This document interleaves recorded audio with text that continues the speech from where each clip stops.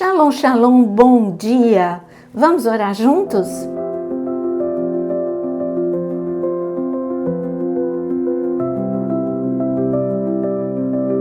Você sabe definir o que é opressão? Ou você sabe distinguir a opressão? Opressão não é possessão. A opressão é quando o ambiente está pesado. Eu vou explicar melhor com atmosfera. Se a atmosfera é do clima verão, você sente um ambiente quente. Onde você está quente, você não precisa de roupa nenhuma, de frio, de agasalho. Agora, se a atmosfera muda e você está na atmosfera de um lugar que está na estação do inverno, você também vai ter que mudar a sua roupa. É algo externo, não é por dentro. É externo. O calor ou o frio está na atmosfera. Nós temos atmosfera também, atmosfera no reino espiritual. A atmosfera de Deus é você sente no ambiente. É paz, é alegria, amor. Quando você sente uma atmosfera de poder, de glória, é Deus ali. Deus está presente. Agora, quando você sente uma atmosfera de tristeza, angústia, briga, confusão, gritaria, eu digo para você que essa não é uma atmosfera de Deus. O céu não é assim. Essa atmosfera vem do inferno. E uma casa onde as pessoas são oprimidas, não possessas, mas oprimidas, elas vão agir e reagir segundo a atmosfera do inferno. A palavra de Deus nos ensina de que nós devemos tomar posse dessa palavra, que as portas do inferno não prevalecem contra a igreja. Mas às vezes você deixa a porta do inferno aberta, dando legalidade.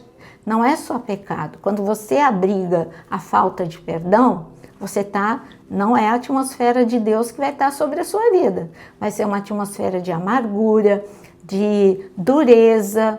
Você está vendo como é fácil abrir a porta do inferno? Não é só o pecado, é aquilo que você acha que não é pecado. Não amar o irmão, a palavra de Deus é bem real. Quando ela diz que se eu não amo meu irmão, eu sou homicida. Então, quando eu falo mal do meu irmão, eu estou matando o meu irmão. Então, qual é a atmosfera que vai estar sobre a minha vida? Uma atmosfera de morte, de peso, de angústia. E aí não adianta eu quero a bênção de Deus. Você está na atmosfera errada. Você tem que ir para a atmosfera certa. Por exemplo, um homem que foi chamado por Deus, Saul. Sim, aí você fala, não, mas ele não era o rei escolhido. Tá bom, mas quando o povo exigiu um rei e Deus permitiu, não era a escolha, não era o plano A de Deus, Deus permitiu o plano B. Tudo bem, vocês querem, então vocês vão experimentar. De toda a nação, Deus escolheu Saul. Então, Saul era a escolha de Deus. E era uma escolha boa, a gente vê. Ele era humilde, ele recebeu o Espírito Santo, ele tratou Samuel com humildade. Enfim, a gente via que o coração de Saul era a escolha de Deus mesmo. Mas, de repente, Saul, quando ele começou a ter inveja, ter raiva, quando ele começou a ter insegurança, ele foi para outra atmosfera. Resultado, você encontra Saul em 1 Samuel 16, do versículo 14 a 20, você encontra Saul oprimido. Ele tinha acesso de fúria, ele ficava descontrolado, perturbado, ele não se aguentava, imagina os outros. Ele não se aguentava a ponto de pedir alívio, eu quero um tangedor. Encontraram um tangedor ungido, que era Davi. Davi tocava com unção, com presença de Deus, e a opressão batia em retirada. A opressão saía, era dissipada da vida de Saul. Agora a gente tem outra lição. O que é que prevalece num ambiente?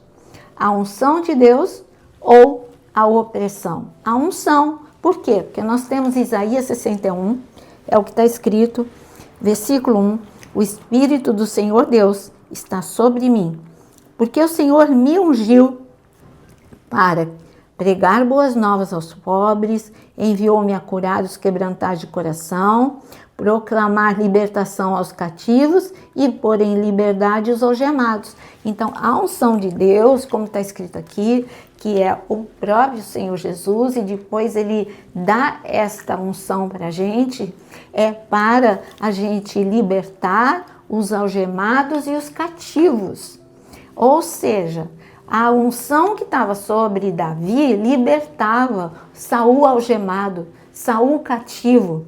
A unção que está sobre a sua vida, quando você ora, liberta toda a atmosfera da sua casa. Mas e se você está debaixo dessa atmosfera de opressão? Ore agora, mude agora, se desfaça daquilo que está permitindo que essa atmosfera esteja na sua vida. Não sei se é a mentira, se é a contenda, se é o mexerico, se é você acusações, eu não sei o que é, mas você pode hoje dizer, eu não quero mais essa atmosfera na minha vida, eu quero ter a atmosfera do céu e levar a atmosfera do céu por onde quer que eu ande. Nós temos um caso extremo, aí não é só de opressão, mas de possessão, em Marcos capítulo 5, mas eu só quero mostrar o que a presença de Jesus faz, tanto na opressão quanto na possessão.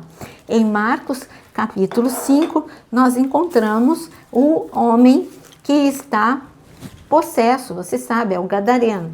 Jesus, ele pega seus discípulos, vão para outra margem. Quando eles chegam na outra margem, depois de terem vencido a tempestade, tudo isso está escrito em Marcos capítulo 5 e também nos outros evangelhos.